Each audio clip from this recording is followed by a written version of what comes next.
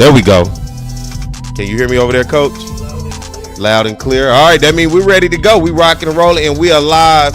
It is Monday morning, another episode of Chopping It Up with Coach Cador and myself, Perry White. A wonderful weekend. We'll get more into that, but as we get started today, we got a very special guest, Coach. Now, when you told me about this guest, I didn't believe it. But I know somewhere in that phone, you probably got all type of numbers that people wish they could have in terms of the network ability that you have. And so we want to welcome to the show this morning, very special guest, straight out of MLB, the Chief Baseball Development Officer for Major League Baseball, Mr. Tony Reagins. Good morning, Mr. Tony. What's going on? How you doing, Perry? Good. Good morning. How you doing, man? Doing well, brother. Let's see. Do something for us. Let's see. Can we get that phone the long way? Can you turn it the long way for us? There. Uh-oh. Is that better? Yep. Really see the real man. What's up, man? So, once again, I always have these stories. I called him last night. Should have known not to give him a call. The Super Bowl was going on, right? Were you having a good time? Yeah, call me in the middle of the... When I get a text from Coach Roger Cador that tells me that I need to get things in order, and you know what, it slipped me. I tried to get things in order. Hey, he was like, I'm watching the Super Bowl. I said, I am too. Go Chiefs. He didn't respond back, so I thought maybe he was going against the Chiefs. But who are you going for last night? I'm a Dallas Cowboy, so I definitely for the Eagles. So I was, and we have a relationship here, and had is a friend of our program. You kind of going in and out on this, Tony. Oh, can you hear me? It's like you're talking and then you're like in and out a little bit. All right, let me try to figure.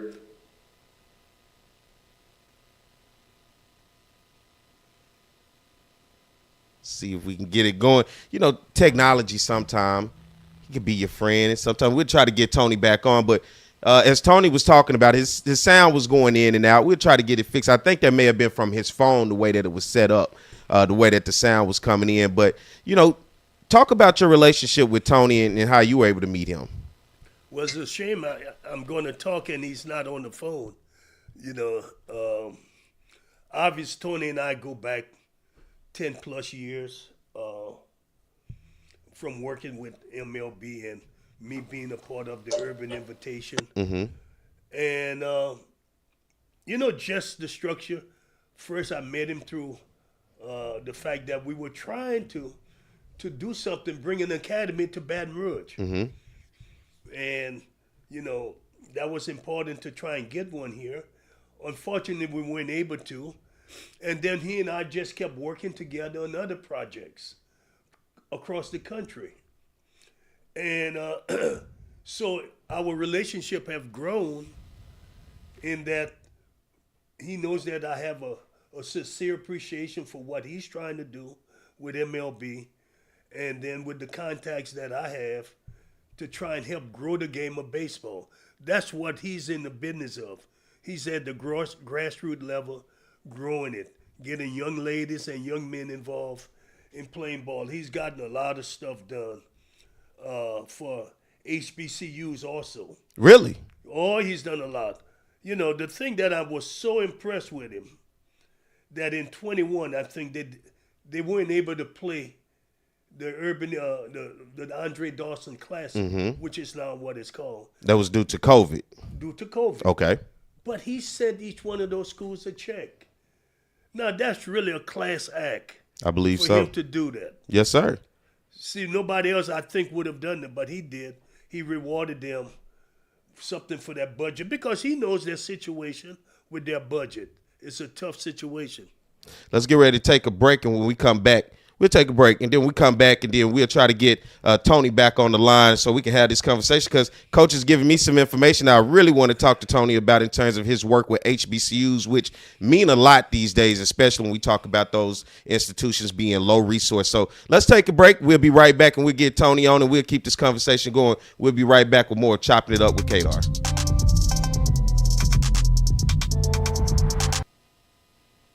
Looking to get some keys made, locks rekeyed, or a wide variety of new and used safe?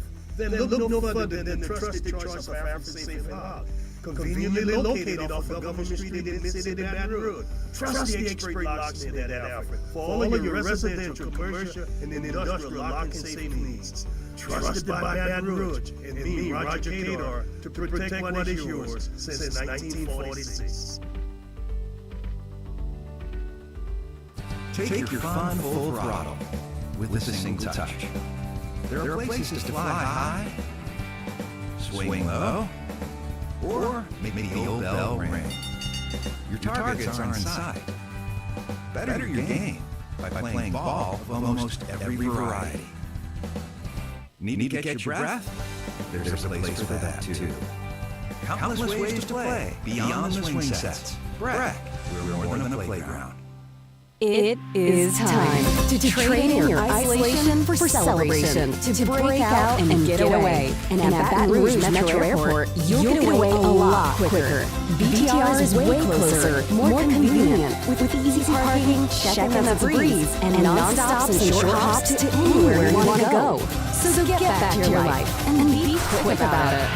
Baton Rouge Metro Airport, it's about time. FlyBTR.com. Have a passion? We've got the place. Gear up for where the rubber meets the mud. Or stir up memories of a lifetime. Reach new heights. Gravitate towards something out of this world. Even travel back in time. You might like a little drama in your life. Or get in touch with your inner nature lover. Release some pent-up energy while you're at it. There's plenty to do beyond the swing sets. BRAC, we're more than a playground. Hey, Coach Roger Cador here. There's something about teamwork that brings the best out in any business. When I need a tow, I call Roadrunner Towing. Roadrunner's 4 generations strong and homegrown right here in Baton Rouge. Thanks, Coach. There's no job too large or too small. Call Roadrunner for quick, reliable, exceptional service. We don't want an arm and a leg. We just want your toes. And remember, take time each day to be a blessing to someone. Thank you. Getting a letter from the IRS that you owe back taxes can be scary, but it doesn't have to be. Call Go Tax Resolution in Lafayette at 337-420-1040 today. We'll help stop garnishments, levies, and seizures immediately. With over 35 years of dealing directly with the IRS, our team of local professionals will help you pay the least amount possible. So if you owe back taxes to the IRS, you need help. Call the tax professionals at Go Tax Resolution in Lafayette at 337-420-1040. Your go-to tax relief. It is time to train in your isolation for celebration, to break out and get away. And at Baton Rouge Metro Airport, you'll get away a lot quicker. BTR is way closer, more convenient, with easy parking, check-in at the breeze, and non-stops and short hops to anywhere you want to go. So get back to your life and be quick about it. Baton Rouge Metro Airport, it's about time. FlyBTR.com. With over 60 years of combined experience, Kathy Sherburne and Anna Barnett bring a wealth of knowledge and excitement to the framing industry. Keeping strong to the Louisiana culture, Acadian Frame and Art has numerous local artists and sports team memorabilia for their customers to choose from. Whether you're creating a gallery-like setting in your office or simply looking for some fun art for your kids' playroom, Acadian Frame and Art is your one-stop picture framing spot.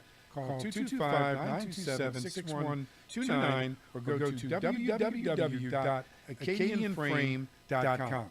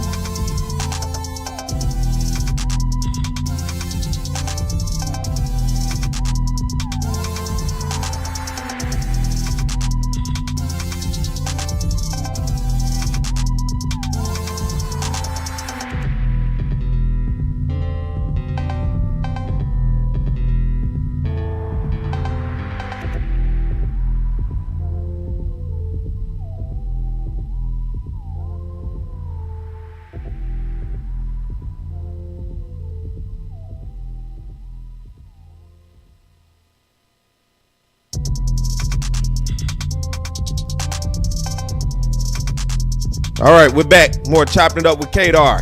Myself, Perry White. He's Roger Cador, going through these technical difficulties. Hope to get Tony on here in just a second. But as we continue to go on, you talked about your relationship with Tony and the work that he's done with MLB and the relationship that you built with him. And one of the things that I liked what you said was talking about adding and being able to be a resource to schools and institutions that typically have low resource. To have a guy in a position like this, a former general manager in the MLB, you talking about working with Team USA Baseball as the general manager. He is in rooms that a lot of our institutions aren't able to get in, but to be able to have him to be there as a resource and to be utilized, Coach, how important is that for these schools? It's tremendously important because, again, he's in the room. He's have direct access to the commissioner of Major League Baseball, Rob Memphis, and he's able to tell him things that normally people can't say to the commissioner. So he's there doing all of those things. And, the thing that I'm impressed with Tony about is his staff. What he does is he delegates to his staff and he allows them to go and get the job done. And not everybody is able to do that. They want to micromanage. But Tony just give them the information, give them a job description, and tell them go get the job done. And that's why he's able to wear all of those different hats that he wears. I mean, he's got a lot of things under his umbrella that he's responsible for. But he hires good people, and he let them do their job. When you look at yourself in coaching, going to that and being general manager, because you are a manager of men, of young men that could once be immature but grown up to be very mature by the time they leave. But even with coaching with your staff and with your players, how important is that to be able to give assignments and people go out and do it without you having to ride their back? Well, it's tremendous. I mean, it makes your job so much easier because as the head person out in front, you are attacking and solving problems. And the things behind you could be a drag if people are not doing them right. You see, you talk about managing players and coaching. You had to manage the staff of the where people get hurt. You have to manage them. You have to manage the staff in the weight room. You have to manage the academic staff. All of those things because they don't always understand your particular need. And you have to be there with them to help them navigate through all of this. Yeah, because typically they're looking at it from a general overall view. You got to narrow it in and say specifically for us, because what works for us may not work for the next group. That's the key. Yeah, so all of those things, and a lot of times people take them for granted that you're just being a baseball coach and you're only coaching players. It's much more than that. Much, much more. And if you do an effective job at managing those situations, you can even help your athletic director, who got a lot on his table. And mainly he's thinking football and basketball to a large extent, especially at HBCUs. Those are the two sports that can generate some funds. You got them? Yeah. So that's what they do. So that's why managing them, helping them to see what they normally don't think about, can help your program. You know, that's big. And then you have a guy like this in a position like Tony to be able to help and be this resource. But at the same time, we got him on? We good? All right. Before we get, as he getting ready to get him on, but you know, to be able to have a guy in a position like this, to first even have an opportunity to talk to him with us here on the show. Because typically when you say general manager, you're a busy guy. Are we good? Can we get him on? How we looking?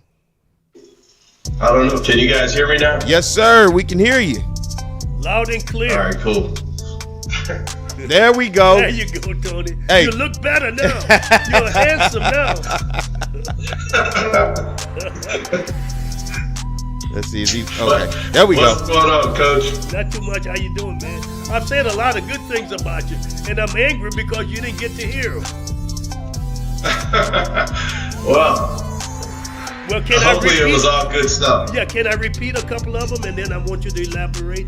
I did tell them back in 2021 when COVID hit, and they weren't able to play the Andre Dawson invitation. you did a wonderful gesture by giving some finance to all of the schools that would have been in there. You rewarded them, which a lot of people wouldn't have done, but you did that. Yeah, I mean, we felt it was important to make sure that the schools didn't suffer or be compromised because of COVID and the tournament. Because there was a time we were thinking that we were going to be able to actually have the tournament, and COVID just didn't subside, and so we just wanted to make sure that the teams that are committed to our tournament were paid. Right. We know you got a lot we want to get to. We know that you're the GM for the World Baseball Classic U.S. team. Can you elaborate a little on what you can talk about, some of the things that you all are trying to do? Yeah, I'm the GM of the Team USA, and put together the club. We have 30 players that we feel that are probably some of the best players that have ever been assembled on not just a WBC team, but an all-star team in general. And, we have a great coaching staff led by Mark DeRosa, Jerry Manuel's on that staff, Lou Collier, Ken Griffey Jr., Andy Pettit, Brian McCann, and Michael Young. There's just a ton of guys that have a wealth of playing experience and coaching experience, and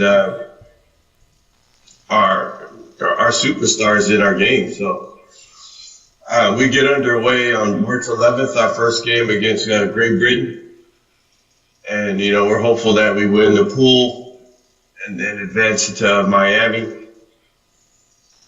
and then take it from there. We have to defend our 2017 title. We have a good ball club, and we think we have a good chance of repeating. Tony, I want to jump into something that I thought was interesting as I looked up your history of starting as an intern in the marketing department for the Angels. And you talking about going through the process. And I think you were a guy, when you look at this, you actually trusted the process.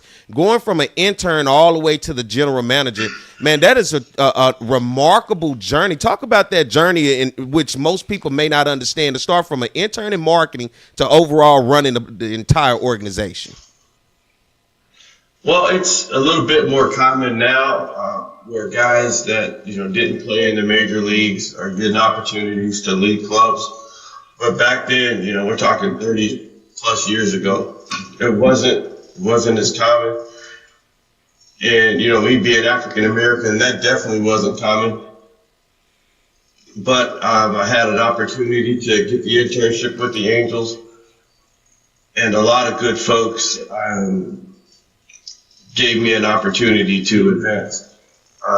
I was mentored by a lot of great people that gave me a chance, and I can tell you that most of those guys were white men. Mm-hmm. And as I look back at it, it was really a great opportunity that I really had a chance to take advantage of. It took me 17 years to get to become the GM, but along the way, a lot of good folks gave me a chance to learn, to develop, to listen, and to just be a role model as well. So I'm thankful for my journey, because I think it's very, very unique. But I think in any job, you have to have people pulling for you, rooting for you, giving you a chance. But you have to do the work, and you have to prepare yourself for opportunities. And when the opportunities come, you have to take advantage of them. And I think that's what happened to me. There was a guy that you brought into this program that means a lot to me, because he's from my hometown. We went to the same high school. You signed him for $90 million, Torrey Hunter. Talk about your relationship with Torrey. Yes, Torrey's sir. a legend where I'm from in the world of baseball. We went to the same high school at Palm Bluff High School, so he's a zebra. I'm sure you probably did your background. You dug up. You know where he's from. But you gave him an opportunity in your relationship with Torrey, especially with him. He's one of our hometown heroes back in Palm Bluff, Arkansas. No, I love Torrey. I always talk about it. It's always talked about when we signed him as a free agent. I did the deal with his agent and Torrey at a Del Taco, which is kind of like a fast food restaurant. And so his agent and I are in the back of the Del Taco negotiating this $90 million deal, and nobody in the building knew exactly what we were doing, but we got Torrey on the phone, and it literally took less than an hour to get the deal done. And Torrey and I remain good friends today.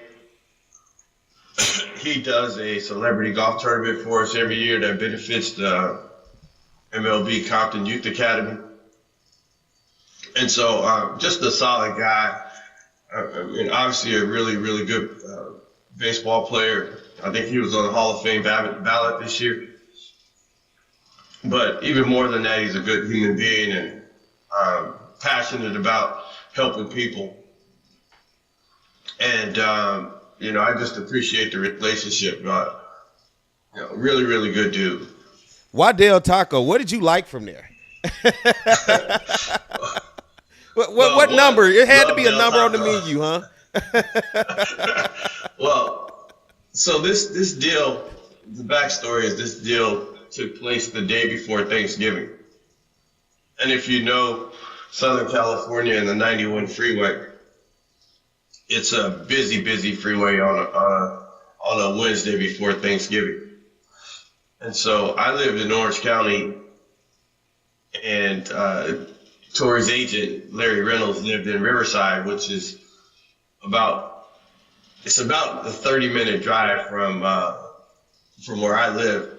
But in that traffic, it could take 2-3 hours. Whoa. And so the Del Taco was right in the middle of both of us. And we both knew where it was. I can imagine that conversation. Del Taco. Yeah, I know that. But that just goes to show you what kind of guy Larry Reynolds is. I mean, I didn't have to wine and dine and fly Torrey all around. We wanted to get the deal done. He wanted to be an angel. We wanted to. And it wasn't really that difficult because, we both took care of business. And I know Larry Reynolds very good. So you're right. He's a really good guy, down-to-earth person, and have done a lot of good things for his players, We want to ask you. No doubt. Want to ask you about another kid before I get to the next question. You drafted Mike Trout, didn't you? I did back in 2009. I never say, Coach, you know this. I never say, I did it. As a general manager. You were the general manager. Okay. Yeah. I was a general manager, and we have a scouting staff that did a tremendous job. And it always, when your first selection is a collective effort, you'd have people that you trust, on the scouting side. Your front office folks doing the homework. And then ultimately, making a decision to move forward. The biggest challenge with Mike was, we loved the player. We just didn't know if we could sign him. Yeah. And, we were fortunate to be able to get the deal done. And, the rest is history. Well, about $400 million later. Yeah. The rest is history. Yeah. We got a lot to talk about, but I want to get to something that is very important that you are kicking off this year along with Ken Griffith Jr. I want you to talk about it. Yeah, an all-star game in Seattle. Yes, sir. We're going to launch the Swingman HBCU Classic, which is going to feature 50 draft-eligible HBCU ball players. And we're excited about what this is going to look like in its first iteration, and then what it's going to look like in the future. Because I think as we continue to build this out, it's going to grow and just get more impactful year over year.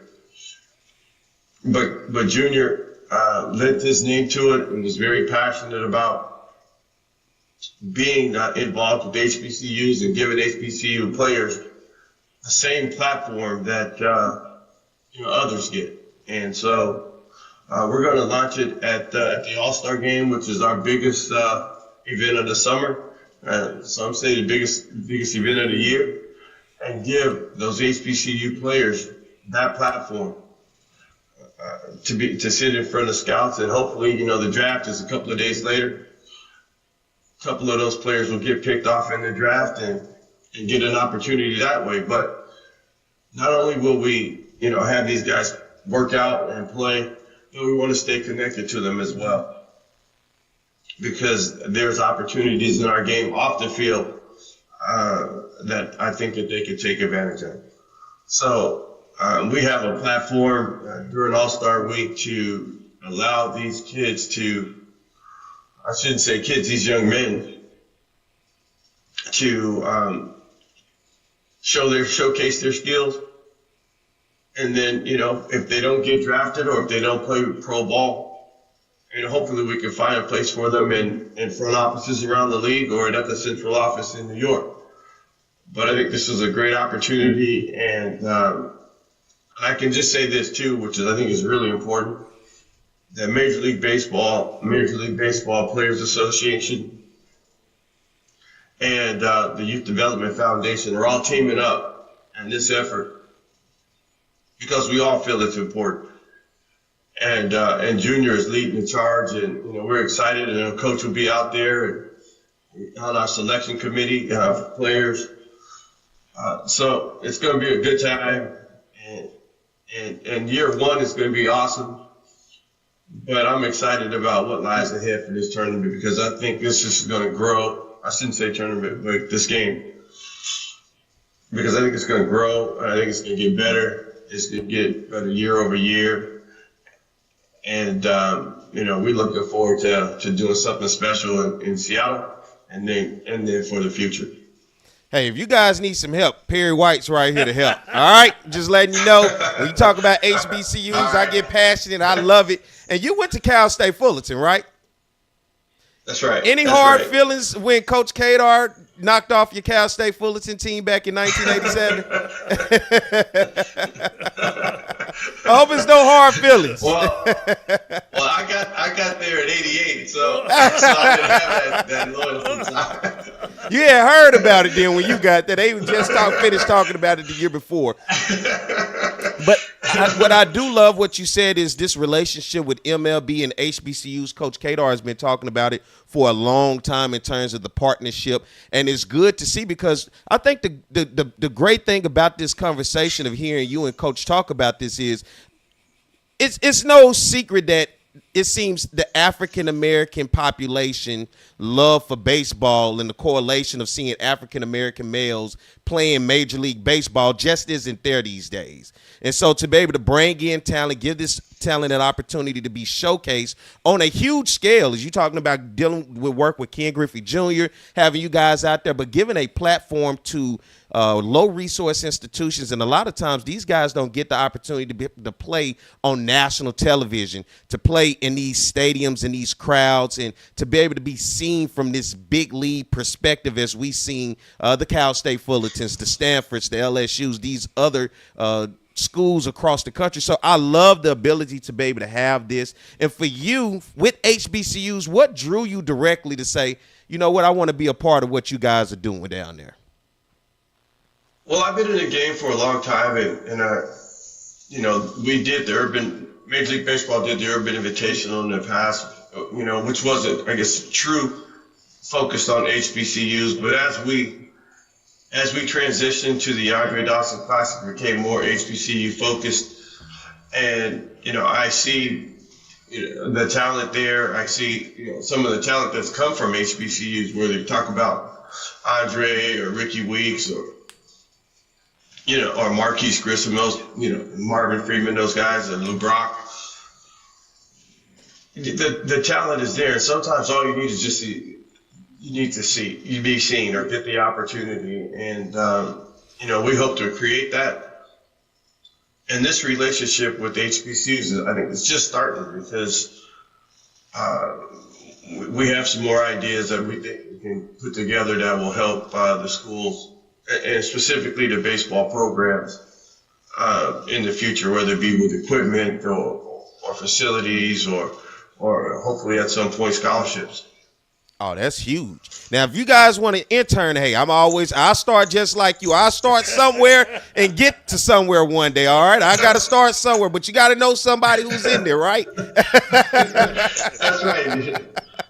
A lot of times these days, the folks don't want to start from the bottom. They kind of want to start from the top and work in a different way. But I'm encouraged because I'm around a lot of talented young people.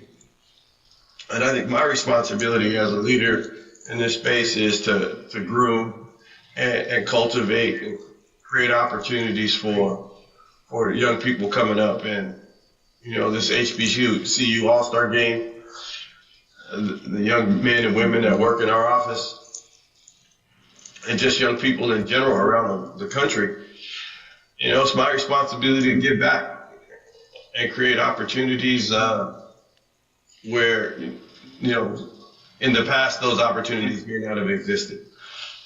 And so, I'm fired up and all in terms of, we had meetings around the country, and that's a pool of talent that we pull from, whether it comes and work here in Major League Baseball, or work with a club, or work in the academies itself. That's happened. So the young people are the future, and however we can help, I know Coach Cador is passionate about that as well. We need to make ourselves available and be an asset and a pathway to these young people that are trying to get in the game. Tony, you're giving me hope. You're giving me hope now. Come on, because you don't hear that a lot of times at the highest level. When people typically make it, they're not really worried about going back to pull up. They're typically right there, but to hear you say that and to go back and pull up and understand the importance of that's how we get things to get better, and it has to start from somebody. And, hey, luckily here is somebody that's at the top that can be able to look back, and you trusted the process the way that you said. A lot of people don't. We live in an instant gratification where a lot of people don't really want to put in the work. They just automatically want to be thrust and pushed into a position and let me learn and go from there. But to understand the process and give that process a chance to give you a journey to success, that's what matters. And I think to be able to reach back to give those young people and give young people opportunity to get that same process and that same chance, man, that's what it's all about. And Perry, I think what else is important, Coach, is not just to, a lot of times we talk about it, and we say we want to do it, and we aspire to do it. But it's another thing to actually do it, and that's what my charge is. And we're creating these opportunities right now, Coach can speak to a guy like Dale Matthews who works in my team, that I am, cultivating and teaching, and hopefully one day he can step into my role, when I'm gone. And most of my staff is African American or female, and so it's great to talk the talk, but you have to walk the walk as well. There you go. Yeah. I was about to say, you mentioned Dale, but you have such a wonderful staff. And before you were able to come on, I said, what you did, you hired good people, you gave them a blueprint on what you wanted done, and you allowed them to do the work. That's what I like. And you sit back and you let them do the work, and those guys really have done a good job. I've seen the work that they do when we have the Hank Aaron invitation in Vero Beach. And by the way, you've done a tremendous job. Anybody, if you're ever in Vero Beach, go to Dodger Town and see the work that Tony have done along with the commissioner of Major League Baseball in improving that facility?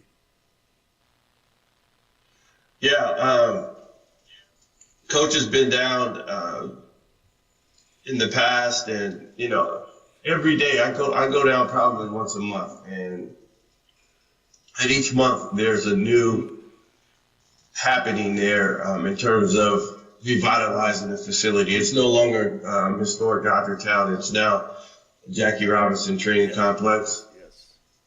And we are renovating it to a place where not only Major League Baseball will be proud, but any player, male or female, that comes to that facility will be happy to play on those, train in the facility, sleep in the villas that are there, train where Jackie trained. And so we continue to just upgrade the facility in a big way. Coach Cador probably seen, matter of fact, I know he saw the Building 42, which is our indoor training facility. Yes. We invested $6 million to build a facility. You get weather in Florida. And so we wanted to make sure if we had thunderstorms or consistent rain that we had a place these kids can go in and train on a daily basis. And I think I should just add this because it's important. Most of the programming there, and I would say 75%, those kids they get to go there for free. So we, Major League Baseball, and USA Baseball, we fund these programs. The kids can train, can eat, can sleep, and be coached by some of the best former Major League players around at no cost. So we accomplished a couple things. One, excellent training and development. And two, you eliminate the financial barrier to participating in our game. So, Coach has seen the facility, and the next time he gets there, there'll be some more changes, and we're looking forward to doing some special things. We're going to do a youth tournament there in the summer that will be mostly African-American players, mostly African-American teams participating in that tournament. So, we're continuing to develop programming that really enhances African-American baseball specifically. And, my whole goal is to just be really, really intentional. Not just from, the college level, but from the high school level and from the grassroots level as well. So the grassroots, I'm talking about elementary school, the babies, we got to make sure that they're engaged as well. So we go all around the country making sure that we're going into communities that sometimes baseball might have forgotten. We go there and make sure we're connected with young people, male or female, in those communities. I like that, man. Hey, I want to be on board. I want to be a part of that number. I'm telling you, because you give me hope. I'm trying to get you excited about You get me excited because I'm a political science major, so I mix in sports. But then when I hear the community side of things, that's what I love to hear, and to realize that we don't forget about our communities, that we reach back and we go back and we help. What they say, reach one, teach one. That's what Coach did with me. Brought me in. We worked together. He saw a young guy. I love when people are in positions to go down and say, hey, there's somebody that's talented. There's somebody that has potential. That's somebody who one day can be successful. I'm in a position to be able to put them in there or to help them get there.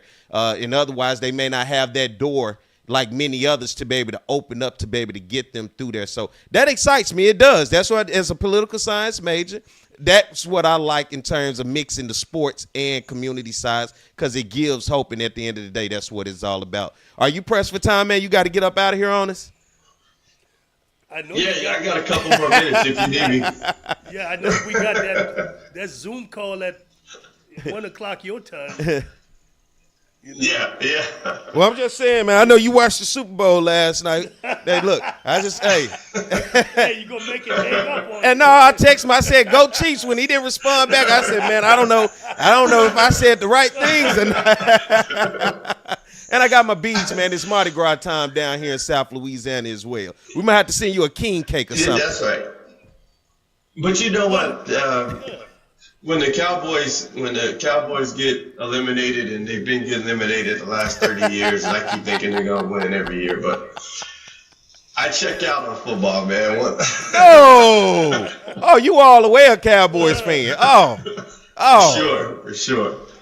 Don't check out, man. Stay alive. You watched the Super Bowl last night. I hope it was a good time for you, okay? Hey, Tony, I know you. Hey, it's baseball time. Pitchers and catchers reported for there. Listen, I know your busy schedule, and I appreciate you spending such quality time sharing your experience with the listening audience.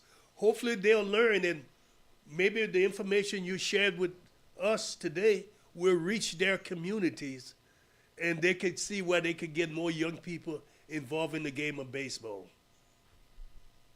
100%, man. I appreciate you guys giving me the time and the platform just to chop it up a bit. Yeah. Yeah. You know, we're doing a lot of powerful work around the country, and we need everybody rowing together in the same direction to make this thing happen. So I appreciate you guys bringing me on, and anytime you need me, feel free to reach out. I'll answer the call. Yes, sir. All right.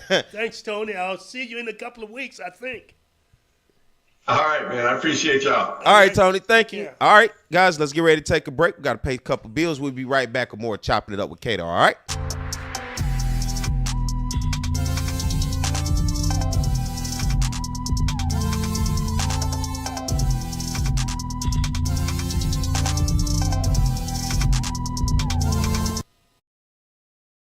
Looking to get some keys made, locks rekeyed, or a wide variety of new and used safe? Then look no further than the trusted choice of African Safe and Lock. Conveniently located off of Government Street in Mid-City, Baton Rouge. Trust the expert locksmith at Alfred for all of your residential, commercial, and industrial lock and safe needs. Trusted by Baton Rouge and me, Roger Cador, to protect what is yours since 1946. Take your fun full throttle with a single touch. There are places to fly high, swing low, or make the old bell ring. Your targets are in sight. Better your game by playing ball of almost every variety. Need to catch your breath? There's a place for that too. Countless ways to play beyond the swing sets. BRAC, we're more than a playground.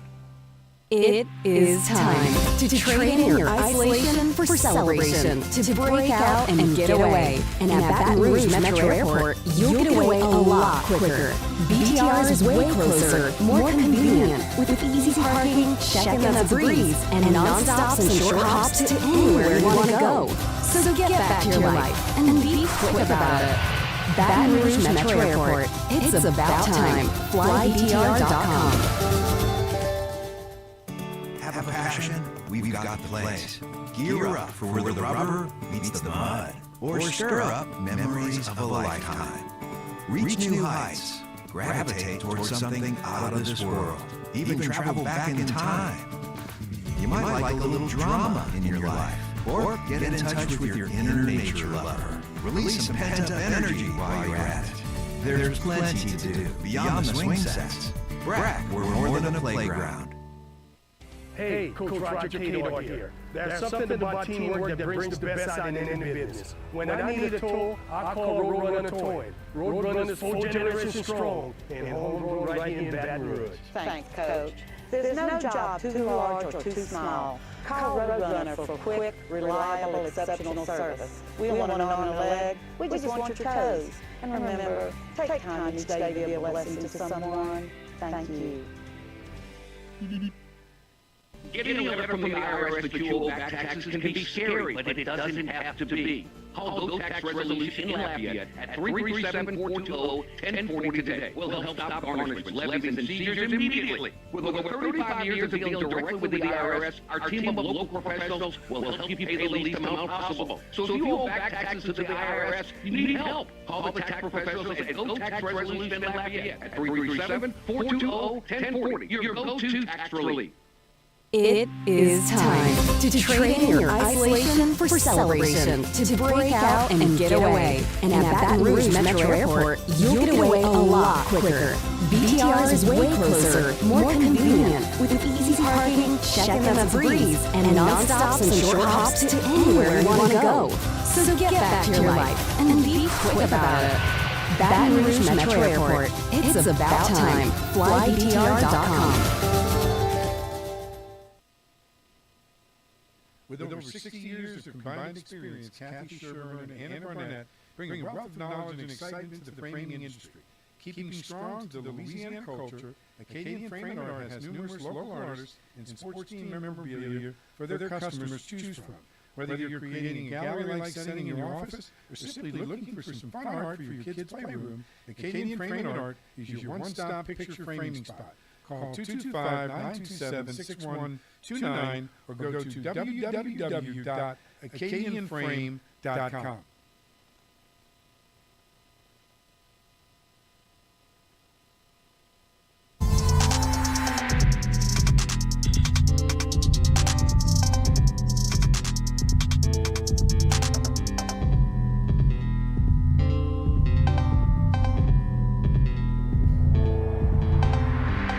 All right, we got sound. That means you can hear me.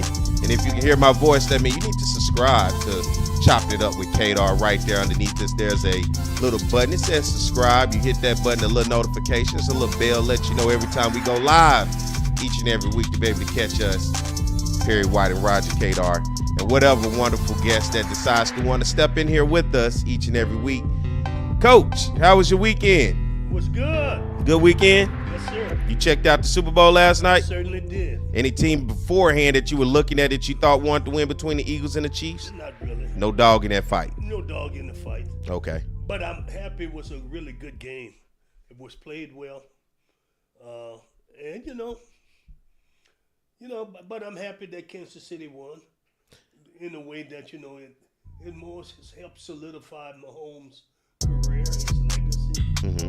He's the second quarterback to win 2 Super Bowls by the age of 28. So that's important for historical value, Let's go to, what do you think about that call? They called a holding on a 3rd down play that would have set up a 4th down and put the Chiefs in the possibility of kicking a field goal, and would have gave Philly a lot more time on the clock, but a holding call on the defense. It was holding. You gave it, you would go there? Well, yeah. Based upon what I saw in the replay. Yeah. Got me? So, there was no controversy there. It's only controversial because it's a Super Bowl. That's the only reason it's controversial. Other than that, it was a legitimate call. And you and I talked about it beforehand because in the moment, and even as an official, you as a coach, we know what game speed is and when things are happening in the moment, right? And a lot of times the average person isn't watching either from a coaching perspective or from a management perspective, because when you're an official, you're managing the game. There's no fandom, there's no coaching. It's just strictly you are the manager of what this thing is going to be like. A lot of people say, well, it's fixed, it's this, it's that. But when it's happening and it happens in a split second, you have to make a call then and there. There's not like the average fan who can sit at home and watch that same replay 5, 6, 7 times to be able to now wrap their mind around it and then give an explanation for something that you had multiple times in the game. Whether you're coaching and you make a decision or whether you're officiating, you make a decision, it has to happen in that moment. There's no going back reviewing it over and over in that moment. It's reviewing it after the fact when you're coaching the official. Well, I think that those officials did an outstanding job. I'm big on officiating, doing a good job of professionalism. Football officials are really damn good. They can see things that people like you and I can't see. Well, I'm a football official. I see things too. Yeah. Not on the NFL. I'm hoping to get there one day, but it matters because, when I first started officiating football, for me, what it was, let's get the camera. What it was having to first learn my mechanics. Mm-hmm. And I guess that's the fundamental. Learning the mechanics before I could actually watch the game. So everything was fast.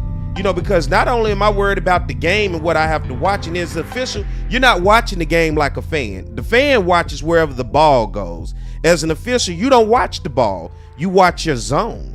Whatever happens within that zone is what you're responsible for. That's the calls that you make. I can't make a call on the opposite side of the field. Right. You don't have to. I don't have to. I can't make a call in the backfield. You don't have to. I can't make a call up the field.